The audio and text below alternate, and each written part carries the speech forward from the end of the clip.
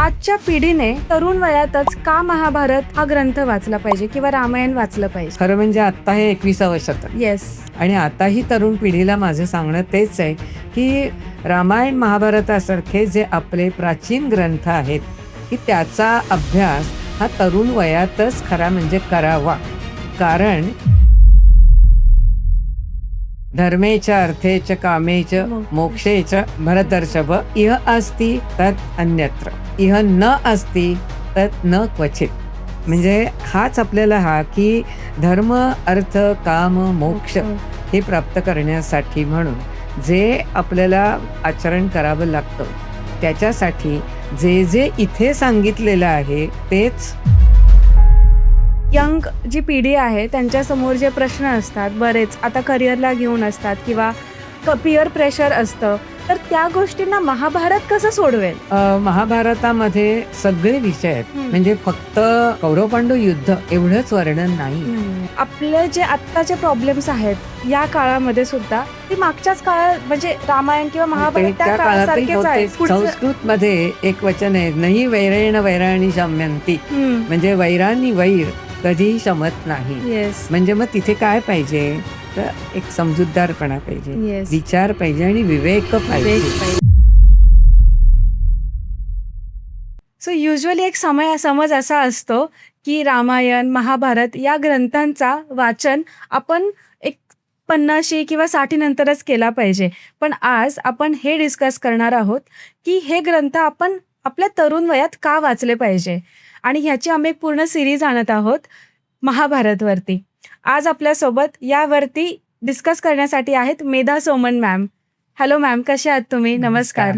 नमस्कार. येस. ठीक आहे. मी आज खरं म्हणजे मला खूप आनंद होत आहे की नम्रता बदियानी आणि राज बदियानी खरं म्हणजे हे व्यवसायाने CA आहेत. येस. आणि तरी सुद्धा आता यूट्यूब चॅनल त्यांनी NRP मराठी हा यूट्यूब चॅनल नुकताच सुरू केलाय आणि त्याद्वारे ते आता महाभारताचा एकूण सगळ्यांनी अभ्यास करावा. Yes. महाभारतातल्या ज्या काही समस्या आहेत त्या जाणून आत्ताच्या काळाला त्या कशा आपल्याला आपल्या समस्या सोडवण्यासाठी त्याचा कसा उपयोग होणार आहे हे आपल्याला यातून दिसणार आहे. मी आधी तुमचं दोघांचंही अभिनंदन करते थँक्यू सो मच. आणि तुम्हाला शुभेच्छा देते की अशाच तऱ्हेचं काम तुमच्याकडून होऊ दे. Thank you ma'am, thank you so much.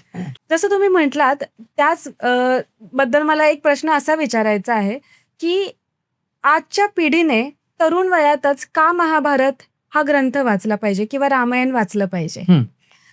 खरं म्हणजे आता हे 21व शतक. येस. रामायण ग्रंथ म्हटला तरी जवळपास 7,000 वर्षापूर्वीचा करेक्ट. आणि महाभारताचा काळ त्याच्यानंतरचा म्हणजे तोही तसाच 5,000-1,000 वर्षापूर्वीचा. येस. आणि तरीही म्हणजे मी तर आग्रहच करते की याचा अभ्यास अनेक वेळा असं दिसतं की आता काय निवृत्तीचं वय आहे, तेव्हा आता निवृत्तीचं वय जरा काही मोकळेपणा मिळालाय तर आता आपण हे प्राचीन ग्रंथांचा अभ्यास करूया. येस. करायला हरकत काहीच नाहीये.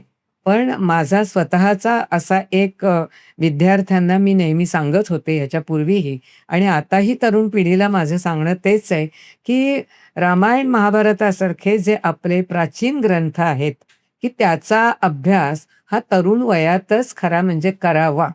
कारण एक तर तरुण वयात वेळ मिळत असतो, इकडे तिकडे उगीच आपण तो वेळ दौडत असतो. बरोबर. आणि या वयामध्ये आपली जी ध्येय धोरणं आहेत ती ठरत असतात. येस. मग अशा तऱ्हेचे ग्रंथ जर अभ्यासले तर त्याच्यातून आपल्या आयुष्याला आकार मिळत असतो. आकाराने मिळते. आपल्याला काय करायचंय ते ध्येय ठरत असतं आणि ते ध्येय ठरण्यासाठी आपण कसं करायला पाहिजे, आपल्याला काय समस्या येऊ शकतात, Yes. त्या समस्या आपण कशा सोडवायचे, हे सगळं जुन्या काळातले हे ग्रंथ वाचून आणि नुसतं वाचायचं नाही, ते अभ्यासायचं आणि ते आचरणात आलं पाहिजे. Yes. नुसते कादंबऱ्या वाचतात तसं वाचन ह्याचं नाही, तर ते वाचन सुद्धा करताना अभ्यास करावा आणि त्या समस्येच्या वेळेला ती व्यक्ती कशी वागली, ती कशी वागली असती तर तिचा त्या समस्या आल्या नसत्या किंवा येस. ती वागली अशी म्हणून तिच्या समस्यांचं निराकरण झालं.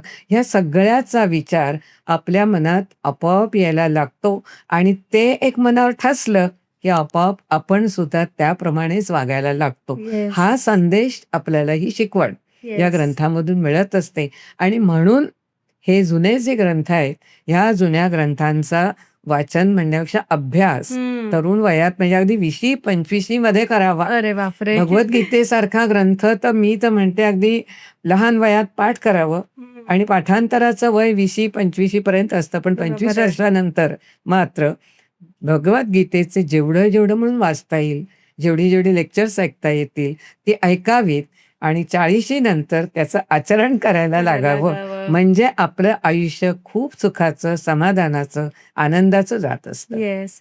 आपण करतो काय, आपण 50शी मध्ये वाचायला चालू करतात युजुअली लोक आणि मग त्याच्या आचरणासाठी खूप उशीर खूप झालेला उशीर असतो झालेला असतो. आणि मे बी तेव्हा काही गोष्टी करतात की ही मी कदाचित आयुष्यामध्ये वेगळ्या तरीने जगू शकले असते किंवा हो, वेगळं हो. रिॲक्ट केलं असतं बरोबर एखाद्या आहे. सिच्युएशनला, पण तोपर्यंत वेळ निघून गेलेली असते. मला एक विचारायचं आहे की सध्याचे जे म्हणजे यंग जी पिढी आहे त्यांच्यासमोर जे प्रश्न असतात बरेच आता करिअरला घेऊन असतात किंवा पिअर प्रेशर असतं, तर त्या गोष्टींना महाभारत कसं सोडवेल? त्याच्यामध्ये काय ती कडी आहे? महाभारतामध्ये सगळे विषय आहेत. हम्म. म्हणजे फक्त कौरव पांडव युद्ध एवढंच वर्णन नाही. नाहीये. तर महाभारतामध्ये राजनीती आहे, राजकारण आहे, अर्थकारण आहे, सामाजिक सांस्कृतिक असे प्रश्न काही आले तर त्याच्यावरचे सुद्धा विचार मांडलेले आहेत आणि कसं वागावं, हम्म. कसं वागू नये हम्म. याचं दिग्दर्शन, याचं म्हणजे ह्याचे मार्गदर्शन या ग्रंथातून आपल्याला मिळत असतं.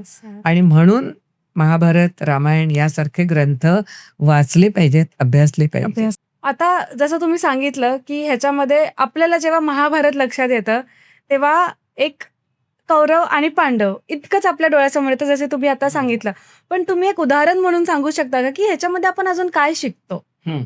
एक उदाहरण म्हणून की की जर कोणाला एक क्रिस्प पाहिजे असेल की मी का ही जी पुढची सिरीज आहे आपली महाभारतची हो. की मी का ही सिरीज बघायला पाहिजे, तर आपल्याला काय शिकायला मिळेल पुढच्या एपिसोड्स मध्ये? महाभारतात एक असा त्यांनी श्लोक घातलेला आहे अगदी सुरुवातीला. धर्मेच अर्थेच कामेच मोक्षेच भरतर्षभ यत इह अस्ति तत् अन्यत् यत इह न अस्ति तत् न क्वचित. म्हणजे हाच आपल्याला की धर्म, अर्थ, काम, मोक्ष हे प्राप्त करण्यासाठी म्हणून जे आपल्याला आचरण करावं लागतं त्याच्यासाठी जे इथे सांगितलेलं आहे तेच इतर ठिकाणी सांगितलेलं आहे दुसऱ्या ठिकाणी, आणि जे इथे सांगितलेलं नाही ते तुम्हाला जगात कुठेच सापडणार नाही. म्हणजे ह्याचाच अर्थ महाभारतात सर्व विषयांचा असा विचार मांडलेला आहे, दिग्दर्शन केलेलं आहे, चित्रण केलेलं आहे. म्हणजे व्यासोच्छिष्टम जगत सर्वम असं जे आपण म्हणतो की व्यासाने सगळं जग उष्ट करून टाकलंय. तर ते उष्ट करून टाकलंय म्हणजे काय, सगळ्या विषयांचा विचार व्यासांनी त्यामध्ये केलेला आहे आणि त्यामुळे आत्ताच्या काळात निर्माण होणाऱ्या ज्या समस्या, ताणतणाव असतात, स्पर्धा असतात, स्पर्धेमुळे काही वेळेला यश मिळालं की खूप अहंकार निर्माण होतो, काही वेळेला अपयश आलं की माणूस खचून जातो आणि मग याच्यामुळे नैराश्य येतं. मग ते येऊ नये यासाठी या ग्रंथांचा अभ्यास जर आपण केला तर आपल्याला त्या समस्यातून मार्ग काढता येतो. आता काही वेळेला आत्ता काही समस्या अशा आहेत की द्रौपदीवर जो प्रसंग आला तसे प्रसंग आता या काळामध्ये फार मोठ्या प्रमाणात येतात आणि प्रत्येक वयाच्या म्हणजे असं नाही द्रौपदीवर प्रसंग आला ती तशी म्हटलं तर चांगलं तिचं म्हणजे तरुणच होती, पण आता 3 वर्षाची आणि 4 वर्षाची मुलगी तिच्यावर सुद्धा असे प्रसंग येतात. मग हे काय येतात? मग त्याच्यासाठी म्हणून आपण जर हा अभ्यास केलेला असेल तर आपल्याला त्याची कारणं पण शोधता येतात. आता द्रौपदीवर वस्त्रहरण द्रौपदीचं झालं, तिला दुर्योधन, दुशासनाने ओढत आणलेलं आहे आणि तिचं वस्त्रहरण करायचा प्रयत्न केलेला आहे. त्याच वेळेला त्या ठिकाणी खरं म्हणजे भीष्माचार्य होते, द्रोणाचार्य होते, कृपाचार्य होते. म्हणजे कुरुकुळातले सगळी सगळे ज्येष्ठ मोठे. मंडळी होती. येस. कुणीही बोलले नाही. नाही. सगळे मान खाली घालून बसलेले आणि पांडव तर सगळे दासच बनलेले होते, त्यामुळे ते बोलूच शकत नव्हते. पण विदुर मात्र त्यात असे, की विदुर धावत पळत आधी गेले आणि त्यांनी गांधारीला बोलावून आणलं, की काय चाललंय ते दरबारात बघायला बघा ये. एकदा. गांधारी आली आणि गांधारीनी आधी ओरडली, पण ऐकलं नाही मुलांनी. तर त्यामुळे तिने बाजूला केलं हाताने. दुर्योधन दुशासनाला बाजूला केलं आणि द्रौपदीला जवळ घेतलं. आता मी आहे ना, तू काळजी करू काळजी नको. करू नको. सासवा-सुनांचं हे नातं, की आज आपल्याला असं वाटतं, की सासू म्हणजे त्रास देणारी, तसं नाहीये. तर ती सुद्धा कशी समजून घेणारी आहे, हा एक तर आपल्याला दिसतोच आहे. आणि द्रौपदीला जो काही तिचं वस्त्रहरण झालं, याला कारणं पण पुष्कळ आहेत. म्हणजे आत्ताच्या हे आपण द्रौपदीची व्यक्तिरेखा जेव्हा बघू ना, तेव्हा बघणारच आहोत. पण थोडासा जे काही आपण म्हणतो, की हे सुडाचं राजकारण मी आता किंवा तेच म्हणणार सुडाचं होते, की सूड सूडच आहे हा. सूड आहे. कौरव सूड. पांडवांचा घेतोय, हां. पांडव हो. कौरवांचा घेतोय. आता तिच्या बाबतीत असं झालं, की ज्यावेळेला स्वयंवर मांडलेला होता, त्यावेळेला धनुर्धारी एक तर अर्जुन होता आणि आणि कर्ण दुसरा म्हणजे होता. कर्ण. तर बरोबर. ते तर लाक्षागृहातनं जळून गेलेले आहेत असंच सगळ्यांना वाटत माहित होतं. होतं. आणि तरीही ते ब्राह्मण वेश धारण करून त्या आले तिकडे. स्वयंवराला आलेले. बाकी सगळे क्षत्रिय राजे. आणि त्यावेळेला एक-एक जण जातोय, कोणाला धनुष्य उचलता येतंय, कोणाला नाही. नाही उचलता असे येत. सगळे पराभूत होतायत. दुर्योधन गेला, त्याच्या हातालाच ते चाप लागला, ते जखम झाली, तो परतच आला. म्हणजे प्रत्येकाची अशी अवस्था. कर्ण उठला, सगळ्यांना वाटलं अरे हा धनुर्धारी, आता हा जिंकणार. तर तिने तिथे लगेच ती बोलली, की मी सूतपुत्राला वरणार नाही. नाही. आता इतक्या सगळ्या राजांच्या समोर त्या दरबारात किंवा त्या स्वयंवराच्या वेळेला कर्णाचा जो अपमान अपमान झाला, झाला होता. त्या अपमानाचं शल्य आयुष्यभर त्याच्या मनाला डाचत होतं. आणि माणसं आता ही मानवी प्रवृत्ती आहे. कोणाचाही जरी अपमान झाला ना, तरी ते शल्य टोचत राहतं आणि मग एखादा माणूस तो अपमान गिळत राहतो, निराश होतो आणि जीवन जगतो. पण एखादा असा असतो, की तो सुडाची भावना अशी वर येते येतात आहे. आणि संधी मिळाली, की तो बरोबर त्या संधीचा फायदा घेतो. तसं कर्णाने दुर्योधनाला त्यावेळेला "अरे तू जा, काय बघतोयस? तू कर ना तिला, ओढ ना." हे तऱ्हेने त्याला प्रोत्साहन दिले. शकुनी मामा तेच करत हो, कारण शकुनी मामा तर त्यांना वाईट मार्गालाच लावत होता. आणि दुर्योधनाच्या बाबतीतही असं झालं होतं. मयसभेमध्ये ज्यावेळेला गेले, त्यावेळेला मयसभेची रचनाच अशी होती, की पाणी आहे, तिथे जमीन वाटावी, बरोबर जमीन आहे. आहे, तिथे पाणी वाटावं, वाटावं. अशी रचना केल्यामुळे त्यावेळेला दुर्योधन चालत होता. अरे जमीन आहे पुढे असं वाटलं आणि पाणी होतं आणि तो पडला. पडला.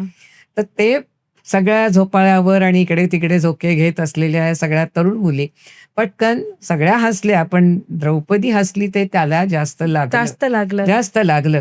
तो अपमान त्यांनी लक्षात ठेवला होता. म्हणजे असे जे अपमान माणसाचे होतात ना, त्याचं शल्य जे टोचत राहतं आणि त्यामुळे संधी मिळाली, की माणूस ते त्याचा बरोबर बदला. ते म्हणजे ते काय म्हणायचं, तो राग, तो क्रोध असा उफाळून येतो. बरोबर म्हणजे आहे. मगाशी जे मी म्हटलं, की आज सुद्धा महाभारत का वाचावं?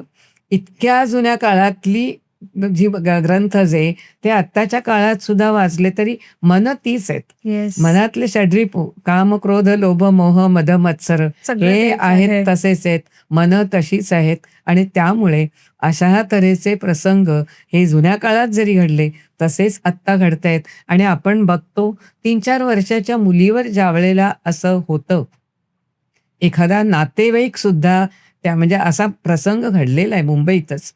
तर त्या मुलीला शाळेतनं आणायला म्हणून स्वतः मी काका आहे का मामा आहे असं सांगून शाळेतल्या पालकांनी ह्या लोकांनी पाठवलं. बसमध्ये बसता तिला नेलं, गाडीत घातलं आणि कुठे नेलं. 2 दिवस शोधतायत. शेवटी तिला मारलं आणि मग नंतर लक्षात आलं, की त्याचा अपमान त्याच्याच वहिनीने 4 लोकांच्यात केलेला होता. मग बापरे! तिच्यावर सूड उगवायचा म्हणून त्या मुलीचं अपहरण आणि ते अपहरण करता तिला शेवटी मारलं. बापरे! म्हणजे असे जे प्रसंग प्रत्येक वेळेला असं होतं असं नाही.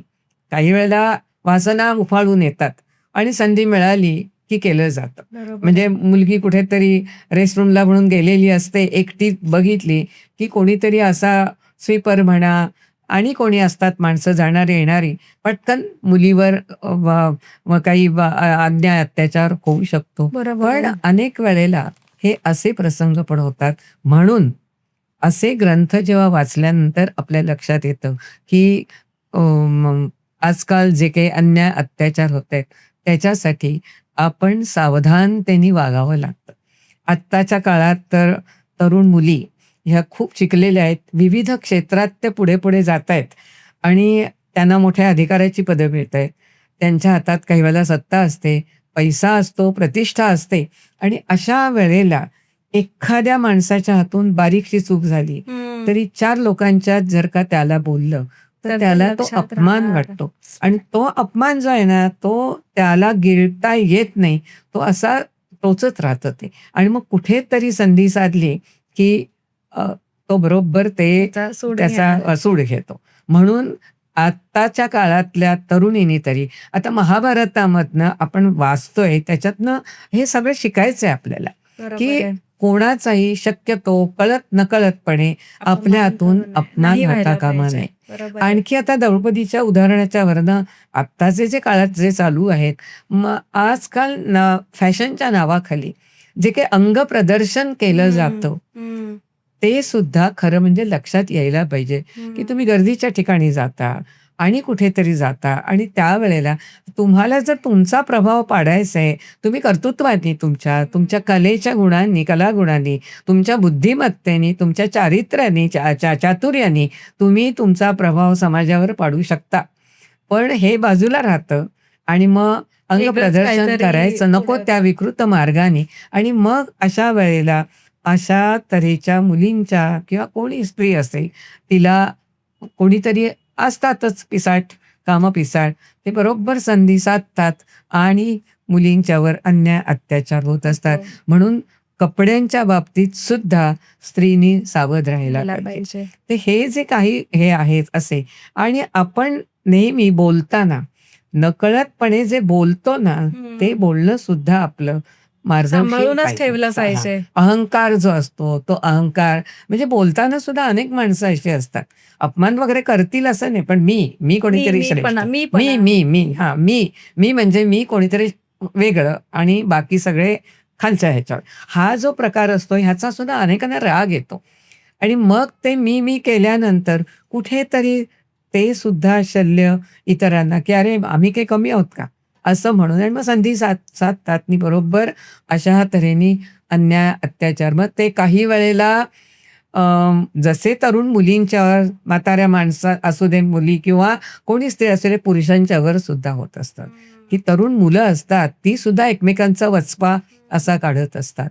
म्हणून नेहमी समाजात वावरत असताना अतिशय काळजीपूर्वक, काळजीपूर्वक राहायला सावधानतेने पाहिजे. वागायला पाहिजे आणि हे आपल्याला ग्रंथ महाभारत, सांगतात. रामायणासारखे ग्रंथ हे शिकवीत असतात. डोळसपणे त्यांचं वाचन केलं व्हायला पाहिजे. पाहिजे. हं. जसं तुम्ही सांगितलं मला 3 गोष्टी इकडे सांगा वाटतात आहे, की जसं तुम्ही सांगितलं, की अर्थ, धर्म, काम आणि मोक्ष. मोक्ष. आपलं आयुष्य ह्याच्याच भोवती फिरतंय. अगदी. नक्की, काहीही नक्की. झालं तरी आपण फिरून-फिरून त्याच हो, त्या गोष्टीवरती ठिकाणीच येतोय. येतो. तिकडेच येतोय. हं. दुसरी गोष्ट जसं तुम्ही म्हटलात, की आपले जे आत्ताचे प्रॉब्लेम्स आहेत, या काळामध्ये सुद्धा ते मागच्याच काळात म्हणजे रामायण किंवा महाभारत होते, त्या त्या काळातही काळासारखेच आहेत. होतेच. छोटंसं एक्झाम्पल महाभारतचं जे युद्ध झालं होतं, ते जागेवरनं झालं होतं. हं. एक अल्टिमेट रिझन त्याची जागा हो, होती. हस्तिनापूर, इंद्रप्रस्थ हो. त्यांना हवं होतं. आता जे अमेरिकेमध्ये होतंय, इराणमध्ये होतंय, कशासाठी काय होतंय? बरोबर आहे. जागेसाठीच होतंय. तेच आहे, म्हणजे खरंच आहे. प्रॉब्लेम तोच आहे प्रॉब्लेम आणि तसाच आहे. सोल्युशन पण आपण फाईट हो, करूनच हो, काढतोय. हो, मग हो. जर आपण ह्या गोष्टी वाचल्या, तर आपण ॲटलीस्ट एक्सपिरियन्सने शिकू शकू, की शिकू आपण शकतो. काय केलं हं, पाहिजे, काय हं. नाही केलं पाहिजे. येस. ज पुढचं संस्कृतमध्ये एक वचन आहे, "नहि वैरेण वैराणी शम्यन्ति." हं. म्हणजे वैरानी वैर कधीही शमत नाही. येस, म्हणजे मग तिथे काय पाहिजे? तर एक समजूतदारपणा पाहिजे, येस. विचार पाहिजे आणि विवेक पाहिजे. विवेक पाहिजे. विवेकशील वृत्ती असेल, तर आज जर राजकारणात सुद्धा किंवा समाजात असू दे, सांस्कृतिक कुठच्याही क्षेत्रात असेल, तर विवेकशील वृत्ती असेल ना, समस्या ज्या आहेत त्या समस्या फार म्हणजे अतिशय सौम्य स्वरूपाच्या निर्माण होतात आणि छोट्या त्या वाटेल. त्या सहजपणे आपण त्याचं निवारण करू शकतो. येस. पण तेच अविचार असेल, अविवेक असेल, तर तिथे मात्र समस्या वाढत जातात. वाढत जाणार. म्हणून हे जे सगळे सांगितलेले आहेत ना, म्हणजे अशी कितीतरी वचनं तयार ठेवलंय आपल्याला आपल्यासाठी हो, सगळं. सगळं तयार आहे. खरंच आहे. फक्त वाचायला फक्त पाहिजे. वाचलं पाहिजे, समजायला समजून घ्यायला पाहिजे. पाहिजे आणि आचरणात आलं आचरणात पाहिजे. आलं पाहिजे. आचरणात आलं नाही तर काही त्याचा उपयोग येस. नाही. म्हणून हे ग्रंथ म्हणजे महाभारतासारखा सुद्धा ग्रंथ मोठा आहे. आपल्याला सगळा वाचता येईल असं नाही. एखादं प्रकरण वाचावं आणि एखादी व्यक्तिरेखा वाचावी. येस. महाभारतावर आधारित असे अनेक विश्लेषण केलेले, असे खूप समीक्षा केलेले असेही खूप ग्रंथ आहेत. म्हणजे व्यासपर्व आहे किंवा युगांत आहे. म्हणजे अशी जी आहेत ना, ह्या सगळ्याचं जर वाचन केलं तर आपल्याला त्याच्यातून निश्चितपणे नक्कीच काहीतरी विचार मिळतो मिळणार. आणि तो संस्कार आपल्यावर झाला तर आपलं आयुष्य पुढे सुखाचं चांगलं होत असतं. येस. थोडं भारतकडे वळूया आपण. मला एक विचारायचं आहे, की त्याची सुरुवात कशी झाली? जयचा काय संबंध येतो त्याच्यामध्ये? हां. जय नावाचा इतिहास असं खरं म्हणजे त्याला म्हणतात. त्याची सुरुवात अशी आहे, म्हणजे महाभारताची सुरुवातच नारायणं नमस्कृत्य नरं चैव नरोत्तमं देवीं सरस्वतीं चैव ततो जयमुदीरयेत. म्हणजे नारायणाला आणि नरोत्तमाला नमस्कार करून आणि देवी सरस्वतीला नमस्कार करून आता तुम्ही जय नावाच्या या इतिहासाचा या ग्रंथाचा पाठ करावा किंवा त्याचा अभ्यास करायला सुरुवात करावी असं सुरुवातीला म्हटलंय. आणि हा जो इतिहास आहे जय नावाचा इतिहास म्हणून लिहिलेला, हा व्यास महर्षींनी लिहिलेला आहे. येस. व्यास महर्षींनी हे 8,000 श्लोक पहिले जे लिहिलेत आणि 8,000 श्लोक त्यांनी लिहिले नाहीत, ते गणेशांनी लिहिलेले बाप्पांनी आहेत. लिहिलेत. गणेशांनी लिहिलेले आहेत आणि त्याच्यावर सुद्धा त्यांनी सांगितलं होतं की मी एका अटीवर लिहीन की थांबणार तुम्ही नाही. थांबायचं नाही, मी थांबणार नाही. तर त्यांनी पण ते पण तितकेच प्रतिभावान, त्यांनी सांगितलं ठीक आहे. म्हणून ते इतकं काही असं गूढ अशी काही कोड्यात असं लिहित असत की त्याचा विचार करून लिहिताना गणेशाला वेळ लागायचा. तोपर्यंत ते नवीन श्लोक तयार ठेवायचे. असे 8,000 श्लोक त्यांनी बापरे. लिहिले. तो जय नावाचा इतिहास म्हणजे सगळा याचाच महाभारताचाच.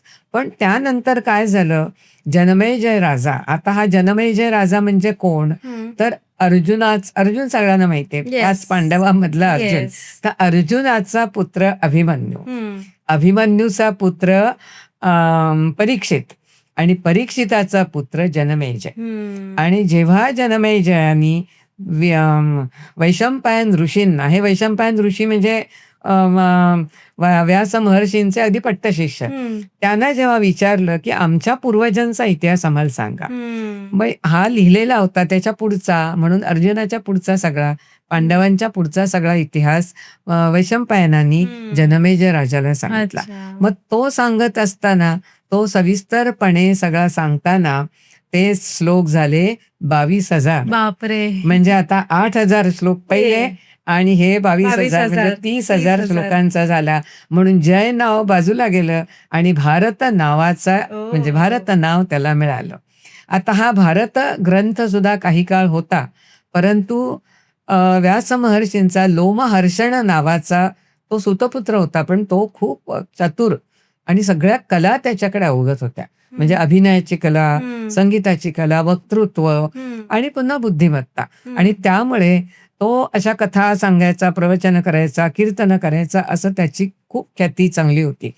तर एकदा नैमिषारण्यात शौनक वगैरे ऋषी असे सगळे काही याला गेलेले होते. तर त्यांचं सगळं ते काय यज्ञ वगैरे सगळं झालं की दुपारच्या वेळा प्रवचन वगैरे व्हायचे.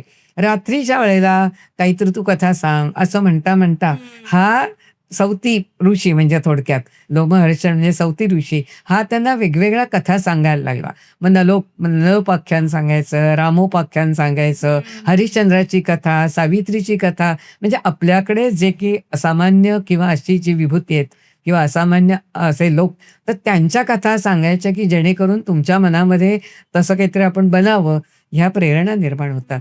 तर अशा त्यांनी एवढ्या कथा सांगितल्या, की त्याच्या श्लोकांची संख्या 70,000 झाली. बापरे! म्हणजे 33 8,000 अधिक त्या 22,000 22,000 अधिक हे 70,000 70,000 असा तो 1,00,000 भारतग्रंथ 1,00,000चा झाला. मग भारत बापरे! कसं? म्हणून त्याला महाभारत हे नाव मिळालं. ओके. आणि या महाभारतामध्ये बरं सौती ऋषींनी सुद्धा इतकं भर घातल्यावर व्यास महर्षींनी जे लिहिलेलं आहे त्याच्यात कुठेही ढवळाढवळ केलेली नाही आणि त्याला साजेसच त्या श्लोकांना साजेशा असे श्लोक सगळे लिहिलेले आहेत. इतक्या तऱ्हेने, चातुर्याने, बुद्धिमत्तेने, कलात्मकतेने असे ते सगळे, की कुठेही तो बाज बिघडलेला नाहीये. की मग हे श्लोक चौथीने लिहिलेत, की हे व्यासांनी लिहिलेत, हे आपल्याला कळत नाही. इतके त्यांनी चांगल्या रीतीने त्याचं संस्करण केलेलं आहे आणि 18 पर्वामध्ये ते लिहिलं. हे लिहिताना 18 पर्वामध्ये लिहिलं म्हणजे मग आदिपर्व, सभापर्व, वनपर्व, कर्णपर्व, भीष्मपर्व अशा तऱ्हेची छोट्या-छोट्या पार्ट्समध्ये अनुशासन त्याला म्हणजे डिव्हाईड आपण केलं. प्रकरण म्हणतो ना ते तशी. आणि मग 18 झाल्यानंतर शेवटचं त्यांनी समाप्तीसाठी म्हणून सौप्तिक पर्व असं एक लिहिलं आणि मग त्याची समाप्ती महाभारताच्या ग्रंथाची समाप्ती केली. तेव्हा असं हे 19 पर्वांचा 18 पर्व आणि एक शेवटचं पर्व त्या संबंध ग्रंथाचा हेतू काय आहे आणि त्याच्याबद्दलची माहिती किंवा त्याच्याबद्दलचा एकूण प्रयोजन काय आणि त्याच्यापासून तुम्हाला काय फायदा होतो हे सगळं त्याच्यात सांगितलेलं आहे. असा हा महाभारत ग्रंथ खरोखरच 1,00,000 श्लोकांचा. आपण तो अभ्यासावा आणि जगावं कसं आणि जगू नये कसं तसं. हे आपल्याला महाभारत ग्रंथावरनं कळतं आणि म्हणून महाभारताचा अभ्यास आपण करायला पाहिजे. याच्यात भारतीय संस्कृतीचं दर्शन घडतं. दुर्जनांचा किंवा दुष्ट प्रवृत्ती ज्या आहेत, या दुष्ट प्रवृत्तींचा विनाश होत असतो. म्हणजे दुष्ट प्रवृत्ती धारण करणारे दुर्जन, त्यांचा विनाश होत असतो आणि तो त्यांनी दुर्योधन, दुःशासन आणि या सगळ्यांच्यावरनं कर्ण, शकुनी ह्या सगळ्या व्यक्तिरेखांच्यावरनं तेही दाखवलेलं आहे. सज्जनांचं रक्षण नेहमी केलं जातं. तर ते सज्जनांचं रक्षण म्हणजे सगळे पांडव, युधिष्ठिर, अर्जुन, भीम, नकुल, सहदेव आणि हे सगळे त्यानंतर राज्य करत होते.